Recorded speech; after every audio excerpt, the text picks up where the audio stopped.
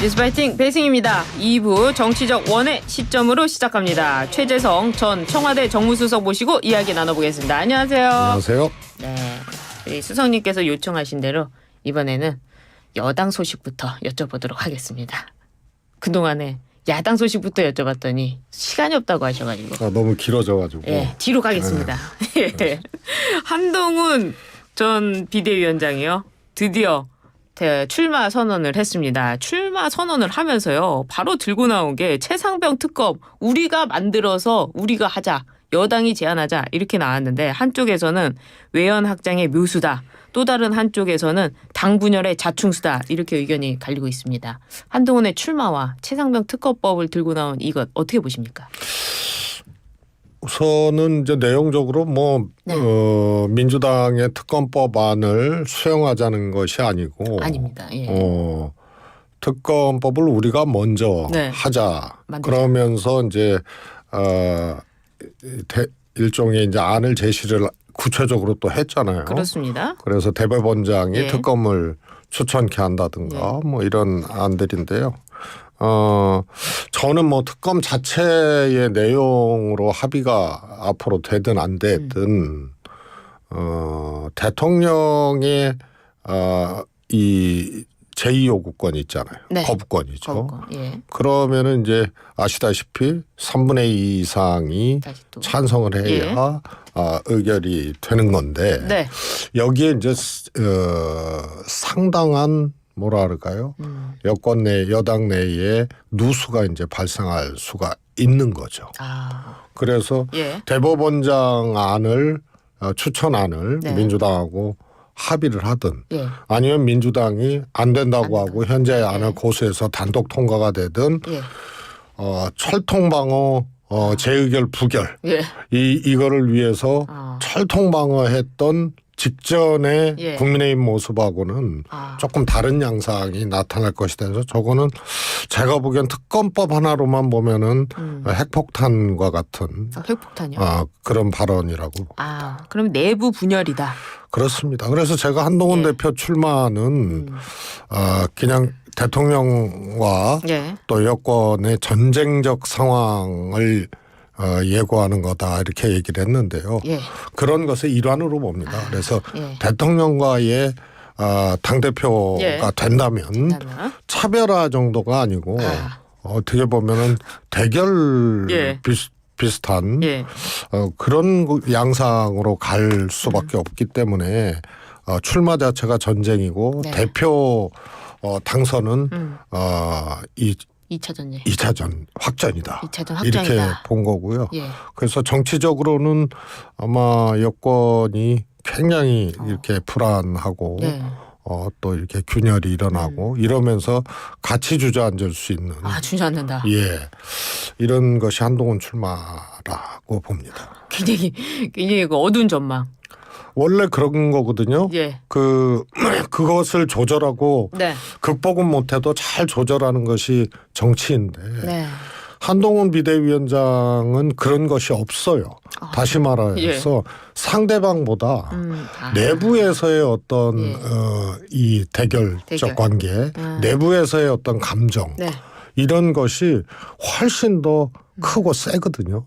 그래서 유난 갈등이 봉합되고 되지 않고 유예된 것이고 이 유예된 감정이 대통령과의 차별화 정도가 아니고 대결적 상황까지 이렇게 간 거라고 저는 보기 때문에 그래서 그런 것을 극복하진 못해도 잘 조절하고 절제하고 해야 되는데 한동훈 위원장이 그런 걸 못하는 것 같아요. 그러니까 출사표에서부터 이렇게 나오는 거죠. 근데 또 어제 인터뷰를 보니까요. 언론과 인터뷰 보니까 대선 출마를 할 것이냐라는 질문에 대선 때 필요하면 나도 나가겠다. 또 이렇게 이야기를 했어요.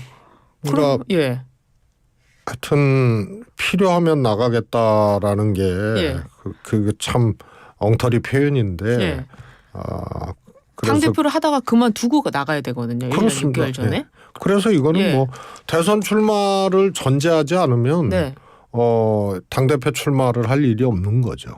그러면 왜냐하면은 기다리지도 못하고 절제하지도 못하는 스타일 같아요. 그러니까 이번에도 기다리면 네. 기회가 없다고 생각을 했기 때문에 네. 출마를 하는 거고요. 그 출마가 네. 대선을 전제로 한 것이 아니라면 출마할 이유가 없었던 거죠. 그럼 윤심이 뭐 또 작용한다. 아무래도 뭐 당 1호 아닙니까? 1호 당원 아닙니까? 대통령이. 그러니까 뭐 당무에 개입을 할 수도 있는 뭐 그런 조항도 있긴 한데 나경원 대 원희룡 여기에 윤심이 작용할까요? 저는 적어도 반한 구도 있잖아요. 이번 반한 구도. 국민의힘 전당대회 예. 과정에서 한동훈과 반한동훈 네. 이 후보 구도가 자연스럽게 이제 만들어졌고요. 네. 지금 이런 것 같아요. 결선 투표를 하잖아요. 그렇습니다.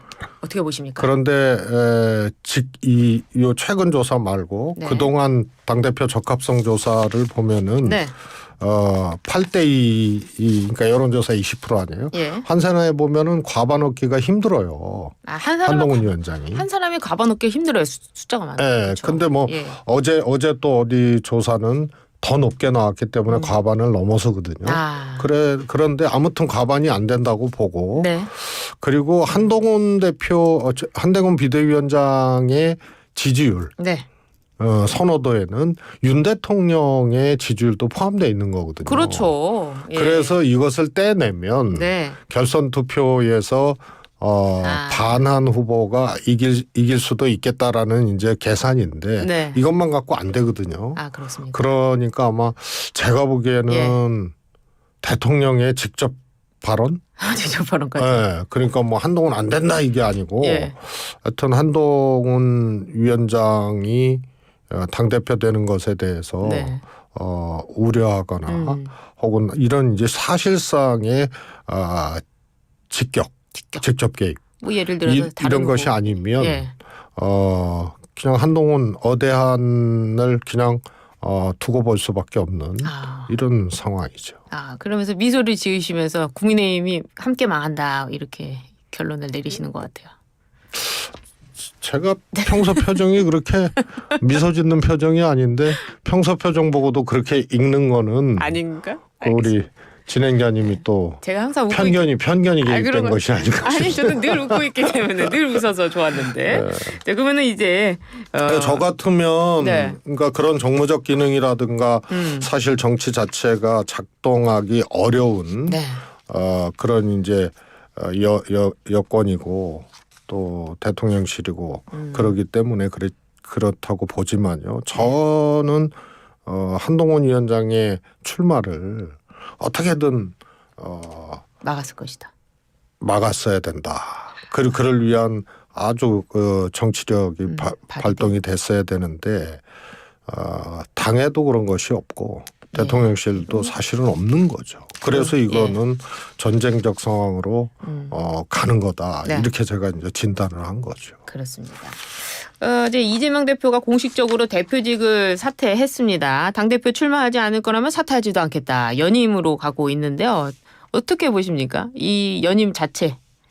저는 연임 자체가 바람직하지 않다. 네. 이 대표 어차피 이 대표는 대통령을 향해서 가고 있는 그런 그렇죠. 분 똑같죠. 아니에요. 예. 그렇기 때문에 연임이 이 대표에도 안 좋고 민주당에도 안 좋다라고 봤는데요. 예. 연임을 하겠다고 생각을 하고 예. 이미 예정된 수순대로 저는 가고 있는 거라고 보고요. 표현을 그냥 이렇게 한 거라고 보고. 근데 얼마 전에 수석님께서 이인영 의원이 출마를 할 수도 있다 이렇게 말씀을 하신 걸 들었거든요. 이인영 의원으로부터 어떻게 이야기를 들으신 겁니까? 당대표 출마합니까? 듣거나 직접 뭐 제가 이렇게 얘기를 주고받은 것이 아니고 네.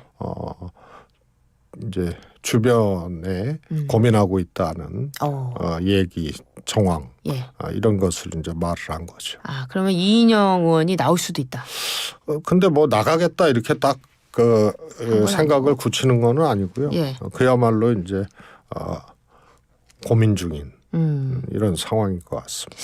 이재명 대표의 사법 리스크 중에 사법 리스크가 뭐 계속되고 있으니까 또 당내에서는 그걸 우려하는 입장도 있을 거 아닙니까? 그런 부분에 있어서 다른 당대표 출마자도 있지 않을까요?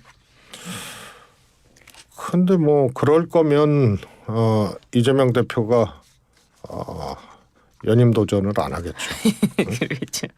알겠습니다. 그래서 이제 사법 리스크를 전제로 예. 대안을 만들고 상황에 대응하고 네. 뭐 이런 것은 사실 정치에서 힘든 거죠. 힘든 건데 하고 있다. 그리고 이제 당사자 이재명 대표가 있는 거 아니에요. 그렇죠. 그러면은 그거는 어떻게 보면 이 사법 리스크를 깨고 예. 그리고 나가야 될 이재명 대표 입장에서는 사법 리스크를 그야말로 리스키하게 관리하는 것이 되기 때문에 네. 디딤돌 삼아서 가는군요. 현실화되기 어려운 거죠. 알겠습니다. 그 해병대원 특검법 입법 청문회 보셨습니까? 그 보니까 증인 3인이 증인 선서 거부를 했습니다. 야당이 거짓말을 하겠다는 거냐 이렇게 비판의 목소리를 높였는데 사실 과거에 문재인 정부 때도 그 피우진 전 국가보훈처장 있지 않습니까? 뭐 손혜원 부친과 관련해서 증인 선서 증언 모두 거부한 바가 있습니다. 이게 증언 선서 거부가 굉장히 큰 의미가 있나 보죠, 이 청문회에서. 이제 두 가지죠. 네. 하나는 그런 과정에서 어떤 뭐라 그럴까요? 예기치 않게 혹은 미세한 증언으로 새롭게 문제가 발생할 수도 있는 그렇죠. 그런 것이기도 하거든요. 그거에 대한 이제 방어권을 그렇게 이제 행사하는 경우하고 하나는 거짓말을 하기 위해서 거짓말. 사실을 숨기거나 다른 얘기를 하기 위해서 하는 경우하고 그러나 뭐 외형적으로는 둘 다 거부권을 행사, 증언 거부, 선서 거부라는 그런 권리를 행사하는 걸로 나타나긴 하는데 결과적으로 피보훈처장의 경우에는 아예 그냥 검찰 단계에서 무혐의를 받았잖아요. 그래서 증언 과정에서 새롭게 발생할 수 있는 리스크에 대한 대응이라고 결과적으로 저는 보여지는 거고요. 무혐의를 받았으니까. 그리고 이번 경우에는 저 개인적인 견해는 청문회 과정에서도 사실 허위에 해당하는 것들이 바로 확인되는 이제 증언도 있었고요.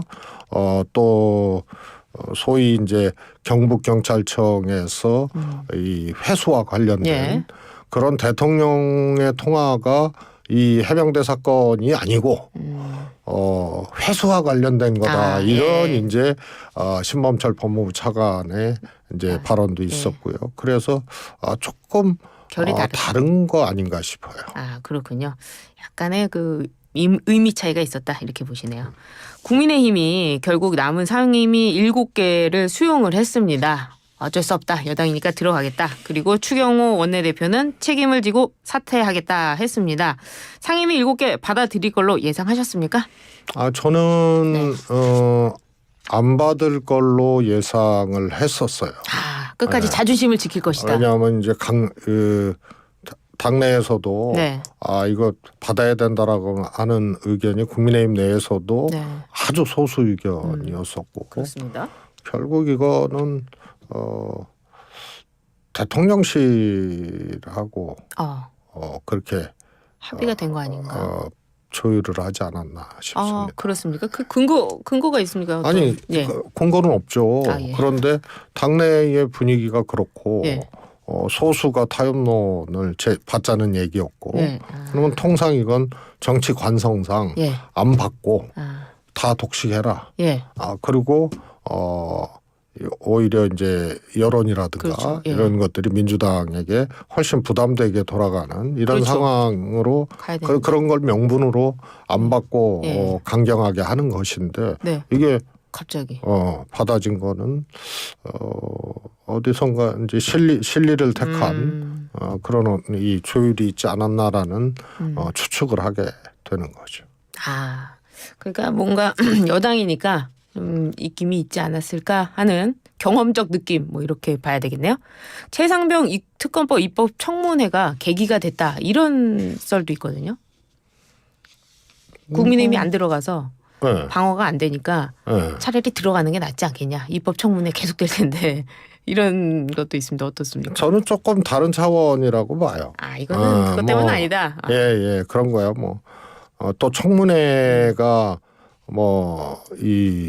모르겠습니다. 그게 부분적으로 작용을 했을지는 모르겠습니다만 근본적으로 이걸 받았을 때, 안 받았을 때 이렇게 놓고 보면 사실 손익계산서가 나오는 거거든요. 그렇죠. 그 다음에 이제 여당으로서 국회를 사실상 거부해버리는 그렇죠. 이런 상황에 대한 부담 이런 것들도 주요하게 작동을 한 결과라고 보고요. 특검법 청문회가 결정적인 작용을 한 건 아니라고. 대통령의 손익계산서가 더 큰 요인이었다. 이렇게 평가가 되네요. 알겠습니다. 오늘 말씀 여기까지 듣겠습니다. 감사합니다. 감사합니다.